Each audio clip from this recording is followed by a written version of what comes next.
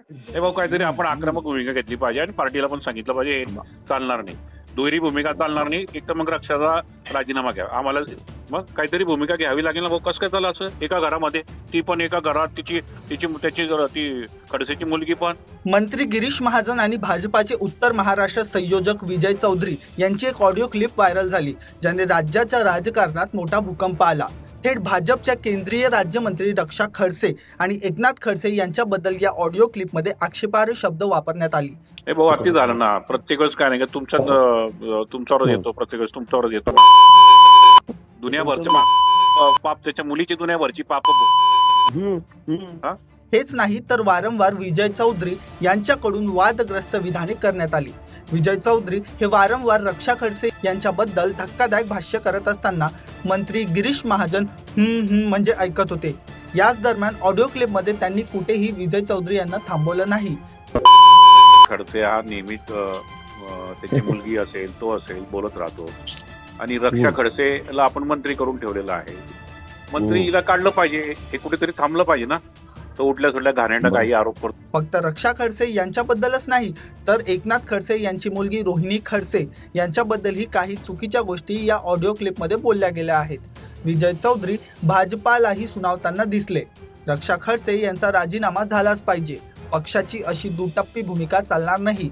आता या viral audio क्लिपवर Rohini Khadse यांनी आपली प्रतिक्रिया दिली आहे. नेमकं काय म्हणाल्या पाहूया. जी ऑडिओ क्लिप व्हायरल झालेली आहे, जर ती खरीच असेल तर मला भारतीय जनता पार्टीच्याही लोकांना विचारणं आहे की तुमच्याच पक्षामध्ये काम करणाऱ्या महिला पदाधिकाऱ्यांच्या बाबतीमध्ये असले अश्लील वक्तव्य करणारे हे भारतीय जनता पार्टी कसं खपवून घेतं. कारण अधिवेशनाच्या काळामध्ये मुख्यमंत्री महोदयांनी एक वक्तव्य केलं होतं की जे लोक टीका टिप्पणी करतात असल्या भाडेके टट्टू अशा लोकांना आम्ही सहन करणार नाही आणि याच्यामुळे महाराष्ट्र बदनाम होतोय. माझं त्यांना विचारणं आहे की असल्या तुमच्याच भारतीय जनता पार्टीच्या पदाधिकाऱ्यांच्या तोंडातनं जर गटार बाहेर पडत असेल आणि या गटारीमुळे ज्या महिला पदाधिकारी आज राजकारणामध्ये काम करतायत त्यांच्या बाबतीमध्ये असे वक्तव्य केले जात असतील तर याने महाराष्ट्राची बदनामी होत नाही का?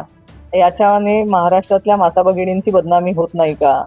आज कुठलीही महिला राजकारणात काम करते तर तिच्या बाबतीमध्ये असली अश्लील भाषा वापरण्याचा अधिकार तरी तुमच्या पदाधिकाऱ्यांना कोणी दिला?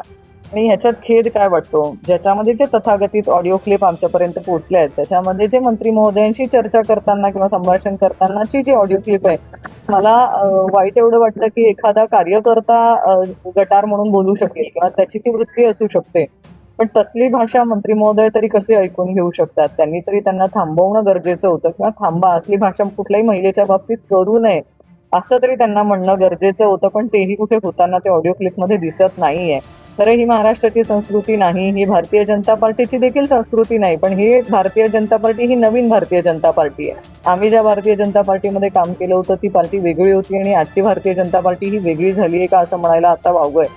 पण माझी या निमित्ताने भारतीय जनता पार्टीमध्ये काम करणाऱ्या माता भगिनींनाही विनंती आहे की तुम्ही आज ज्या पक्षामध्ये काम करतायत, तुम्ही आज ज्या पक्षाचे झेंडे घेऊन काम करतायत, एकदा त्या पक्षाचे नेते किंवा त्या पक्षाचे पदाधिकारी तुमच्या बाबतीमध्ये कसे वक्तव्य करतायत हे देखील तुम्ही या क्लिपच्या माध्यमातून ऐकू शकतात.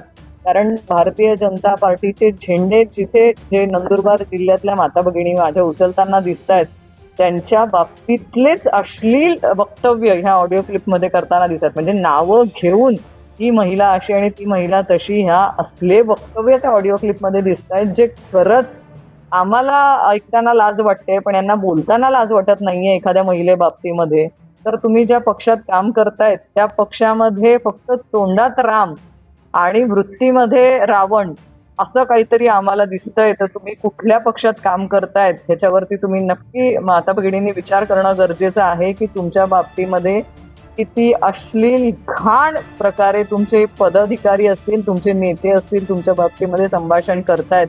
खरंच महाराष्ट्राची ही संस्कृती नाहीच आणि या सगळ्या माता भगिनी आम्ही सगळेच असल्या वक्तव्य कुणीही सहन करणार नाही.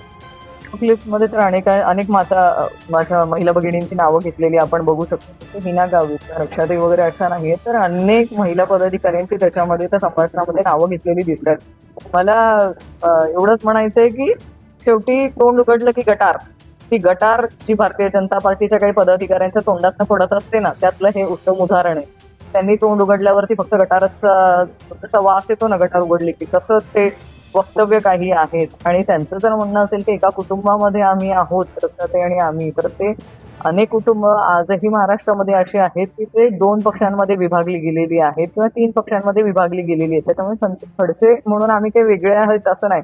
अशी अनेक कुटुंब आजही महाराष्ट्रामध्ये आहेत. त्यांचे वडील भारतीय जनता पार्टीत असतील तर मुलगा दुसऱ्या पक्षात आहे. त्यामुळे त्या रक्षाताई त्यांच्या पक्षाच्या निष्ठेने काम करतायत, मी माझ्या पक्षाच्या निष्ठेने काम करतायत. जिथे जिथे सरकार चुका करतायत तिथे तिथे मी माझ्या पक्षाची जबाबदारी म्हणून मी आवाज उठवण्याचं काम करतेच आहे. आणि रक्षाताई त्यांच्या पक्षाचे ध्येय धोरणं, त्यांच्या पक्षाचे विचारधारा घेऊन तळागाळापर्यंत त्या काम करतातच आहेत. त्याच्यामुळे आम्ही एकमेकींना सोबत असले आहे की आम्ही आमच्या पक्षाला न्याय देतोय, हे आम्ही आमच्या पक्षाचं काम करून दाखवतो.